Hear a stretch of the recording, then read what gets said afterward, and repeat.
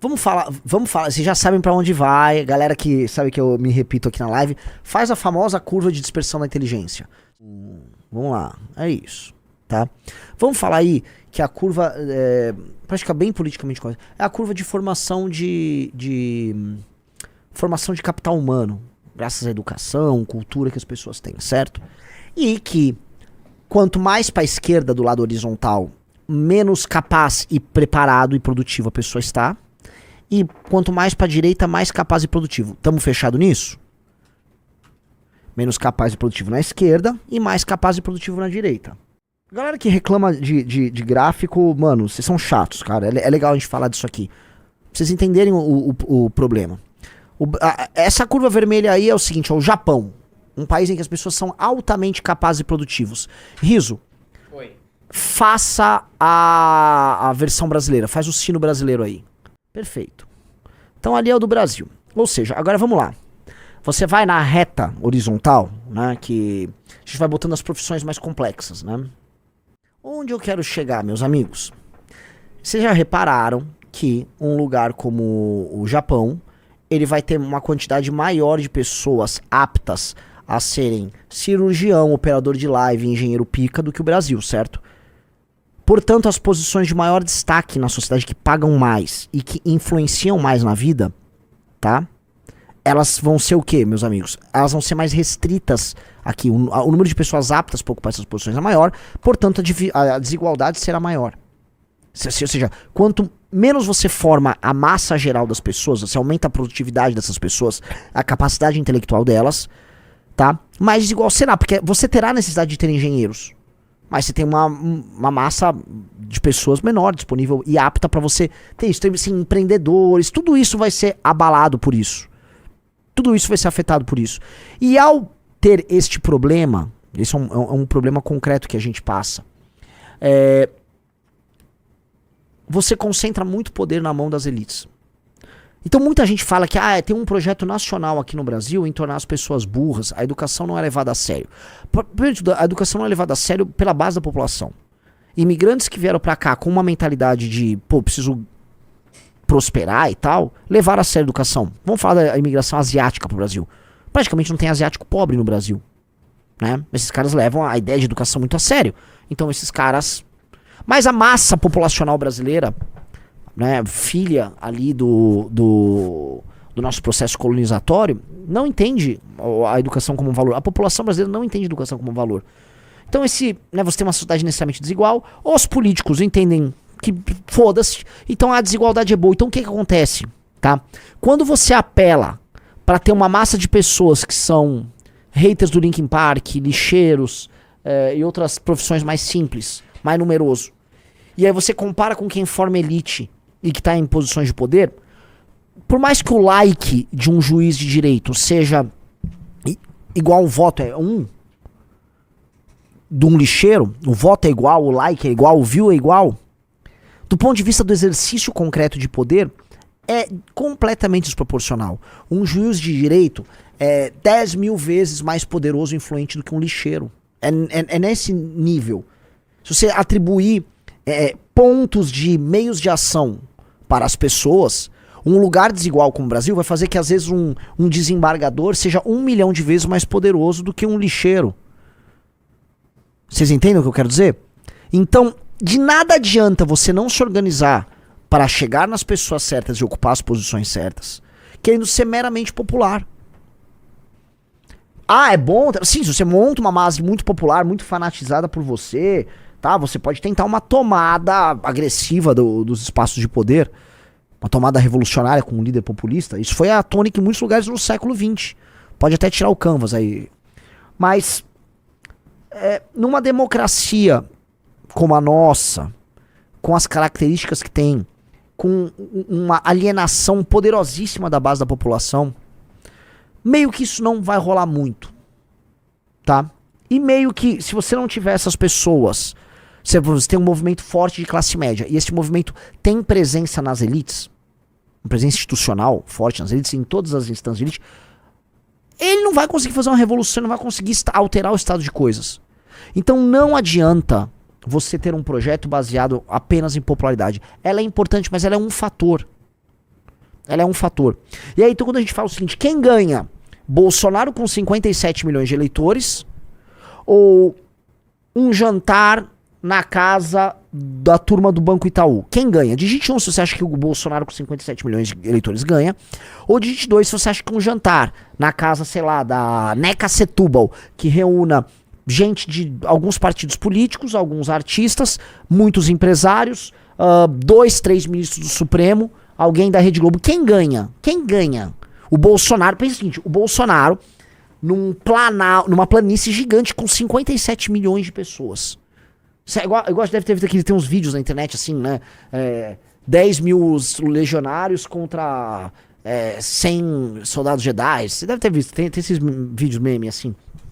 O Bolsonaro com seus 57 milhões, ou aquela elite organizada, a elite ganha. A elite ganha. E todo mundo sabe isso, toda a tradição literária de esquerda que envolve... toda a tradição literária de esquerda no sentido de tomada do poder, discurso sobre organização, todo o trabalho que esses caras tiveram ao longo do século XIX e século XX sobre organização, tinha um intuito de acúmulo de poder e chegar do poder. E aí o nosso campo político acha isso meio menor, acha que o importante é ser famoso. Lógico, o nosso campo político é formado, eu volto a falar, a direita brasileira, ela é uma direita de internet, com características profundamente femininas. Ela é ególatra, vaidosa e narcisista. A direita brasileira é uma direita composta por jovens rapazes e homens formados, gays enrustidos. E quando eu falo isso, aqui não é como alegoria ou de maneira simbólica. A maior parte do que você vai conhecer desses caras, você percebe, isso aqui é um gay enrustido. Ah, entendi. São gays enrustidos. Então esse gay enrustido, com o celular na mão e seguidores, ele vai ser guiado ali por esse afã. Que é um afã muito feminino. Muito feminino. Vaidosíssimos, vaidosíssimos. Todos muito vaidosos. Não vai dar em porra nenhuma. Vai dar em porra nenhuma. Cláudia Oliver, democracia elitista. Você criou a teoria que justifica a revolução comunista. Veja, eu acredito que o Brasil é uma sociedade de classes. O Brasil é fundamentalmente uma sociedade estamental de classes, dominado pelas mesmas famílias e por grupos econômicos muito restritos. As pessoas que se conhecem, as pessoas que mandam o Brasil se conhecem, se interrelacionam, possuem cisões, e em grande medida a história do Brasil, inclusive a história recente, é a história das brigas e desventuras e acordos e rearranjos da mesma elite. O cidadão brasileiro, classe média, pagador de imposto, é apenas o cara que paga a conta. E aí ele tem lapsos de consciência. O processo de impeachment da Dilma, junto com o processo da Lava Jato, 2013, foi um lapso de tomada de consciência de classe média. Ou seja, uma tomada de consciência burguesa. Quase tipo o período revolucionário lá da França, a Revolução Francesa, ou mesmo o que você teve da Revolução Americana. Você tem um negócio ali. Aquilo podia ser algo incrível? Aquilo poderia ser revolucionário.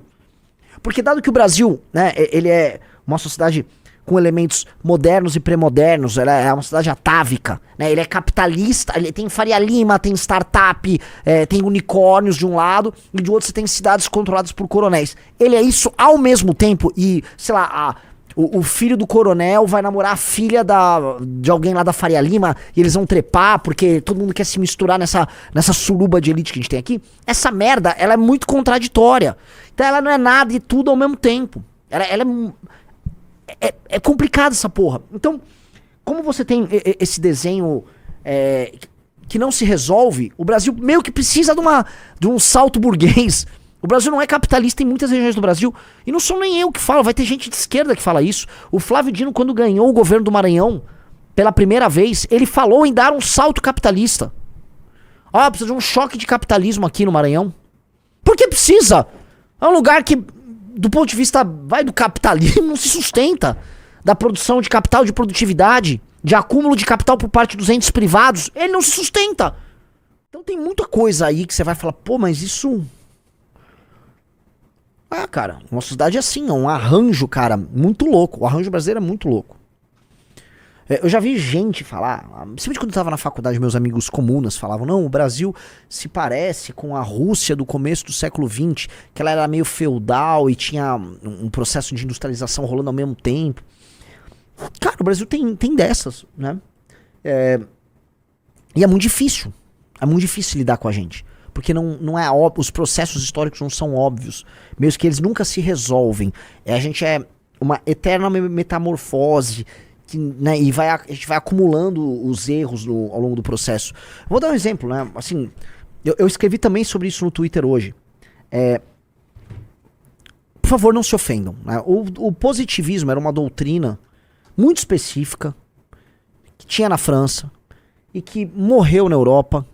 Morreu, não confundam com o positivismo, né, que foi influente. O positivismo morreu, mas veio morar aqui, entrou na cabeça dos militares, e o positivismo residiu. Tinha até uma igreja positivista, procura lá, templo positivista no Rio de Janeiro. Rolou templo positivista no Rio de Janeiro.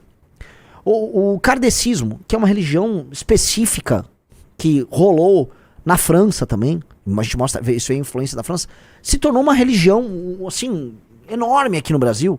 Teve um sincretismo entre catolicismo e espiritismo. Vai ter um monte de gente aqui no chat que vai falar que eu sou espírita, que teve gente que vão falar, puta, Chico Xavier foi um santo, não sei o quê. Isso foi uma coisa que aconteceu lá na França, sumiu ao redor do mundo, mas ficou aqui. Então assim, a gente vai acumulando camadas. Então a gente teve um processo colonizatório com uma natureza muito específica, portuguesa.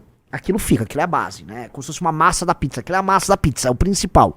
Aí em cima disso você vai botar um queijinho ali positivista, aí você vai botar um pouco de capitalismo aqui, em pitadas, meio traumatizadas, aí bota um sindicalismo, bota um pouco uma coisa meio corporativista inspirada no fascismo lá, joga um Vargas ali, vai meter um trabalhismo também, aí você vai vir com uma ditadura militar, com certas influências norte-americanas aqui a colar, mas não sei, puta, aí vamos social-democracia, agora bota uma camada de social-democracia, aí bota um neoliberalismo ali com o Fernando Henrique Cardoso, não, agora vai com o Lula, volta com um pouco de social-democracia aqui, não, junta com ele. Esse quando você vê, o que o Brasil é? O Brasil não é nem uma pizza, o Brasil é um restaurante por quilo, em que você vai misturando um monte de coisa que não tem nenhum sentido num prato, e acha aquilo lindo. Então, o woke, o fenômeno woke, é bem possível que a esquerda americana, percebendo que a loucura woke está levando eles pra ruína, busque sair disso. E a gente tá vendo várias iniciativas democratas de tirar o pé. Inclusive eles tiraram o pé um pouco no discurso. Eles estão perdendo com esse discurso. Aqui, o woke vai ficar, um pedação do woke vai ficar. E quando, sei lá, no mundo não mais se tratar disso, aqui ainda vai ter. Porque todas essas coisas vão se acomodando em camadas. Quem já trabalhou... Sabe galera que trabalha com geólogo? Sabe quando você pega um cano, você coloca na terra, desce assim, até o fundo da terra, desce, sei lá, 50 metros. Aí você tira. Aí você tem as várias camadas que vão se sedimentando. É mais ou menos isso. As ideias políticas merda, as doutrinas mais confusas. E ideias boas também, todas elas vão se acomodando. Vai se acomodando. Como é que essa porra se acomoda? Aqui acomoda. Você não tem uma superação.